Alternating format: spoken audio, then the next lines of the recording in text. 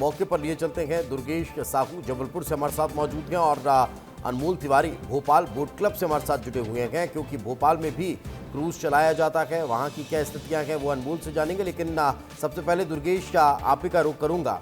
कल भी पूरा दिन और आज भी सुबह से शाम 5 सवा 5 बजे तक लगातार आप लगे हुए हैं, लेकिन खबर की इतनी बड़ी है, क्या फिलहाल वहाँ पर रेस्क्यू चल रहा है, स्थितियाँ क्या है, जरा एक बार फिर बताइए। थकान आपके चेहरे पर भी दुर्गेश साफ दिखाई देती है।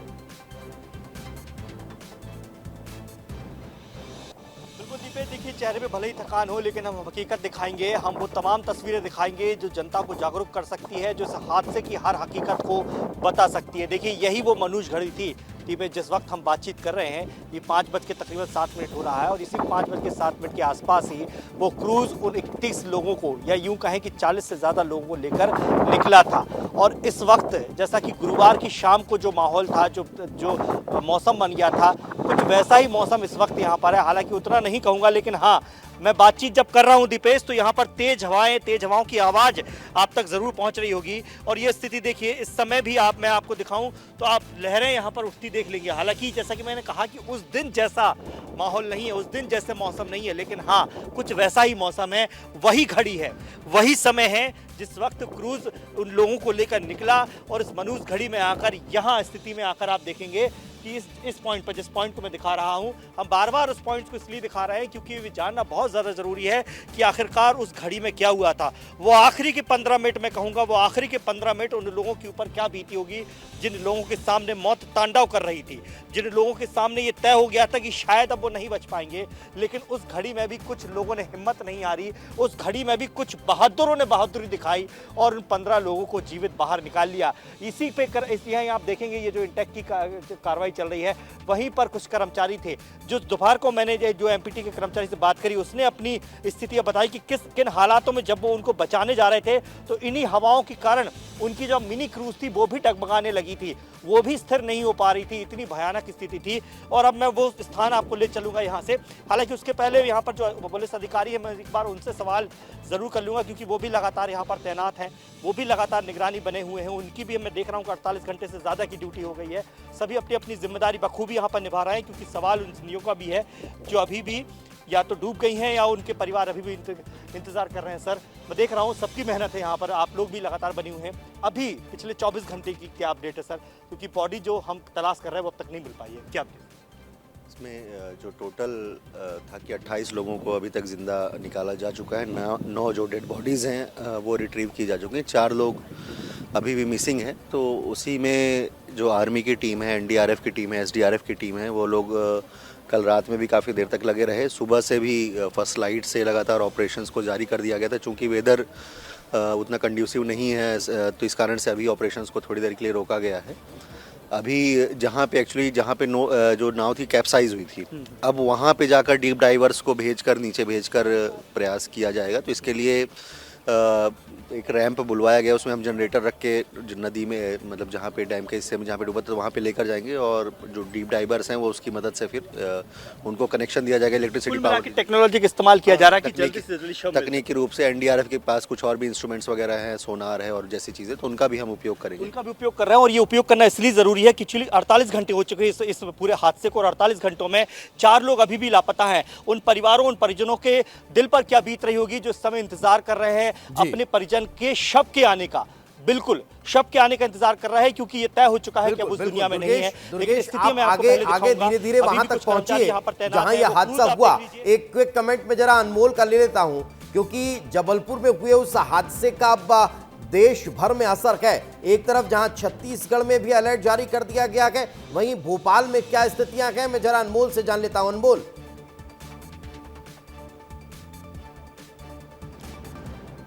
बिल्कुल दीपेश, देखिए हादसा जबलपुर में हुआ है, लेकिन अलर्ट मोड पर राजधानी भोपाल है, क्योंकि देखिए भोपाल में बड़ा तालाब है और बड़ा तालाब की सुंदरता देखने के लिए बड़ी संख्या में लोग पहुंचते हैं। लेकिन आज का नज़ारा देखकर आप भी हैरान रहेंगे, क्योंकि आज देखिए आपको बोट क्लब में भीड़ नहीं दिखाई देगी। जबलपुर में देखिए हादसा हुआ है, उसके बाद लोगों के मन में डर हो गया है, लोगों के मन में भय हो गया है कि क्या बोट क्लब में जाना सुरक्षित है।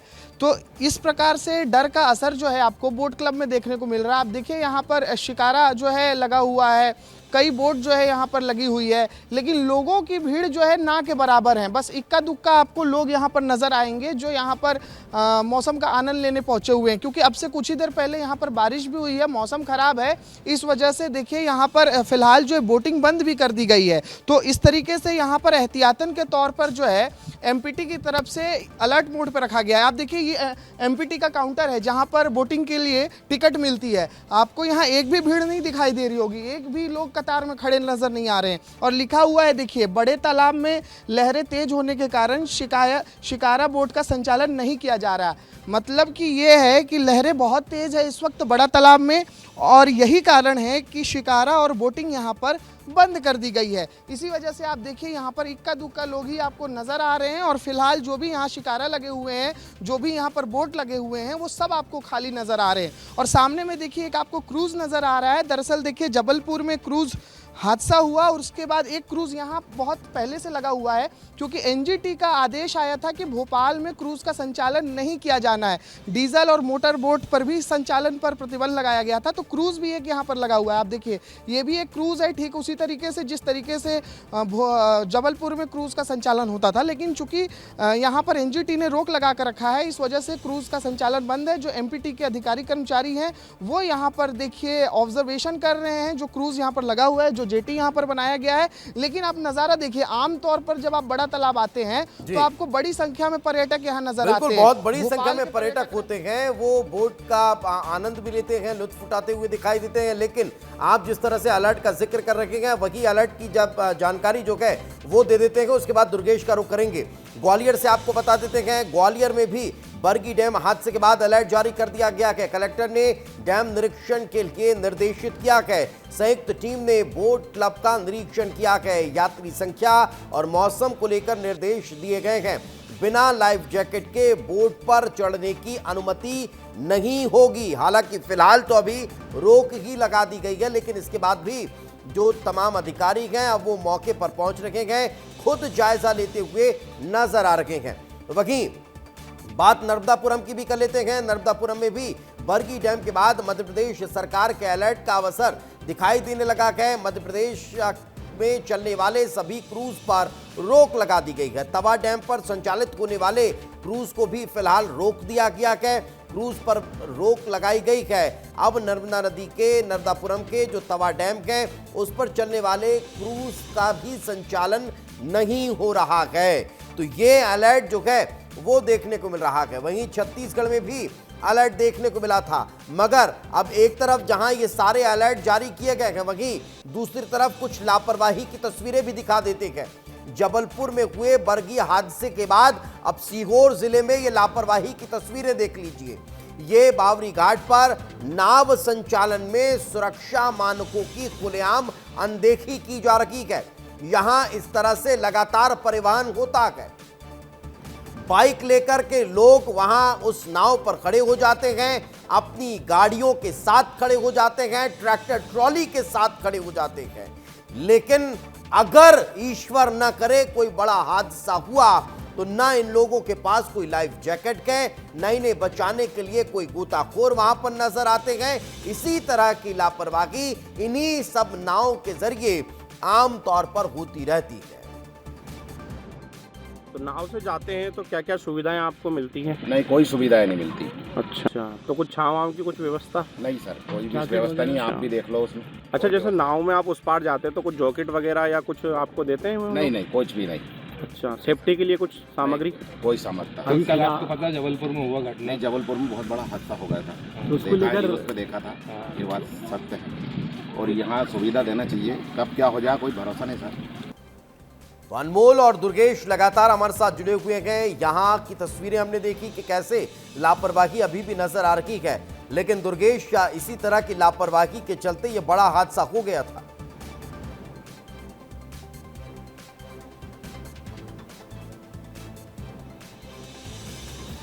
दुर्गेश, अगर आप तक आवाज पहुंच पा रही है तो दिखाइए क्या कुछ इस वक्त वहां चल रहा है।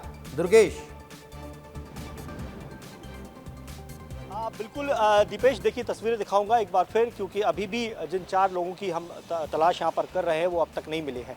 जिस क्रूज़ की हम बात कर रहे थे वो क्रूज़ इस समय तबाह हो चुका है, पूरी तरीके से कबाड़ बन चुका है और किस तरह की स्थिति है अब वो भी यहाँ पर मैं दिखाने की कोशिश करूँगा। ये देखिए कि जेसीबी के ज़रिए इस पूरी क्रूज़ को तोड़ दिया गया है, पूरा तहस नहस कर दिया गया है, हर एक इसका पार्ट अलग अलग कर दिया गया है। कोशिश ये की गई है कि शायद इस क्रूज़ को कहीं किसी कोने में कोई बॉडी यहाँ पर देखने को मिल जाए। एनडीआरएफ की टीम है वो अभी भी यहाँ पर है, चूँकि मौसम बहुत ख़राब हो चुका है। अब यहाँ पर तेज़ हवाएं चल रही हैं, तेज़ हवाओं के चलने की वजह से जो गोताखोरों की टीम है वो इस मौसम में रेस्क्यू नहीं कर पाती है, इस मौसम में वो अपना काम नहीं कर पाती है। मशीनें हैं जो वो प्रॉपर तरीके से काम नहीं कर पाती हैं और इस वजह से फ़िलहाल रेस्क्यू ऑपरेशन जो है अभी रोक दिया गया है, क्योंकि अब इस मौसम में नाव चलाना या फिर बोट चलाना खतरे से खाली नहीं होता है और इसीलिए वो तमाम एहतियात यहाँ पर भी बरते जा रहे हैं ताकि कोई और हादसे की स्थिति ना बन जाए। लेकिन ये क्रूज़ की स्थिति देखिए, कल जिस क्रूज़ को पानी से बाहर निकालने में जो है लोग परेशान होते रहे, करीब 14-15 घंटे जो लगातार कोशिश करते रहे कि क्रूज़ पानी से बाहर आ जाए, वो नहीं आ रहा था। अब वो क्रूज़ आप देखेंगे कि पूरी तरीके से यहाँ पर तोड़ दिया गया है, पूरी तरीके से नष्ट कर दिया गया है और इसकी आप पार्ट देखेंगे, हर एक पार्ट को अलग अलग कर दिया गया है। कुल मिलाकर कहा जाए ये क्रूज़ पूरी तरीके से ख़त्म हो चुका है, तबाह हो चुका है। लेकिन चुनौती अभी ये है कि वो 4 लोग कहाँ हैं, उन 4 लोगों के शव कैसे मिलेंगे।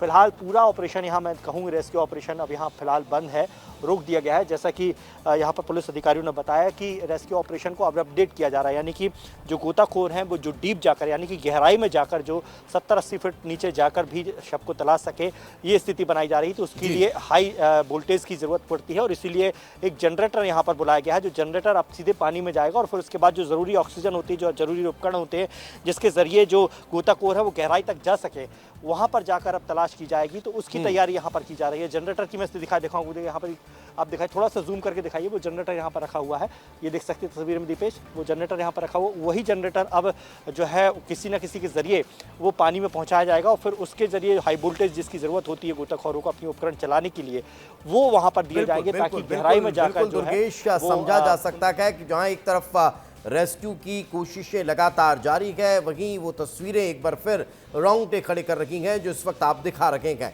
मैं अनमोल का रुख करता हूँ। अनमोल, बोट क्लब पर इस वक्त आप मौजूद हैं, जरा वहाँ जो लोग दिखाई दे रखे हैं उनसे बातचीत करिए कि भाई क्यों बोटिंग के लिए नहीं जा रखे हैं, और जो वहाँ पर काम करने वाले वर्कर्स दिखाई दे रखे हैं उनसे बातचीत करिए कि भाई क्या संचालन बंद कर दिया है।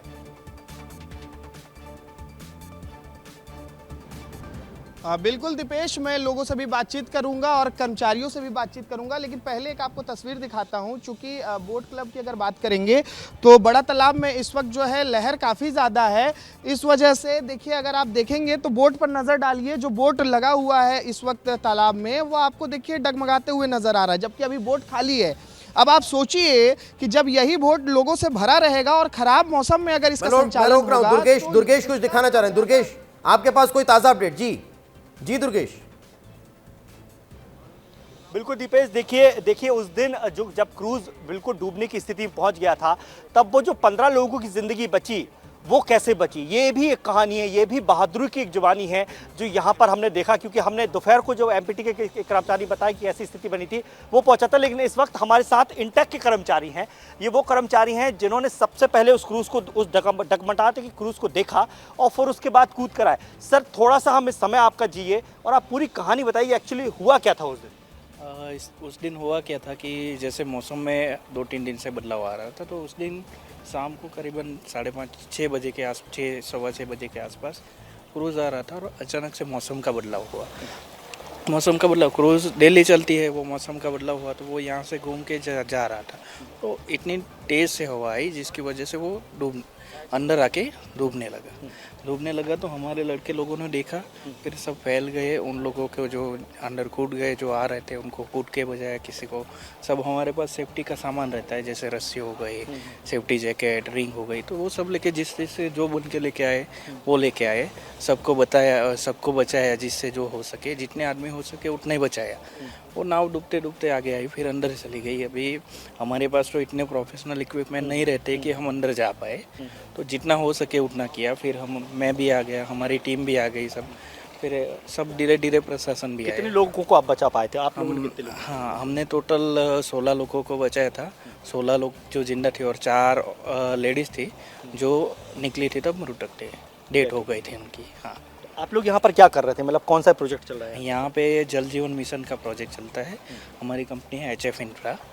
तो यहाँ पे वाटर सप्लाई का पूरा जो प्रोजेक्ट है ना, उसका इनटेक वेल का काम हम कर रहे हैं। अगर अब बदकिस्मती अगर आप लोग उस दिन नहीं होते या ये प्रोजेक्ट नहीं चल रहा होता तो कितना बड़ा हादसा हो सकता है? इसका तो कुछ बता नहीं सकते, क्योंकि जो निकाले थे उसमें से ज़्यादातर लोगों ने अपना जिसमें जो ज़्यादातर लोगों ने लाइफ जैकेट पहना था, कुछ ने नहीं पहना था, और हवा भी तेज़ चल रही थी। उसमें से क्या है, पत्थर में टकराने की भी संभावना हो सकती थी। अभी उसमें काफ़ी कुछ हो सकता क्या है। आप लोग जब देख रहे थे तो आपको लगता है 1% भी कि शायद पलटने से बच सकती थी नाव, या मौसम बहुत ज़्यादा बिगड़ गया था उस दिन? बहुत ज़्यादा बिगड़ गया था मौसम, और बहुत इतनी तेजी से ज्यादा मौसम बिगड़ गया तो था, उसमें ये ना बड़ी किसी वजह को है। जान से दुर्गेश, आप बात करते रहिए। अनमोल, आप कुछ कहना चाह रहे हैं? अनमोल, जल्दी से बताइए।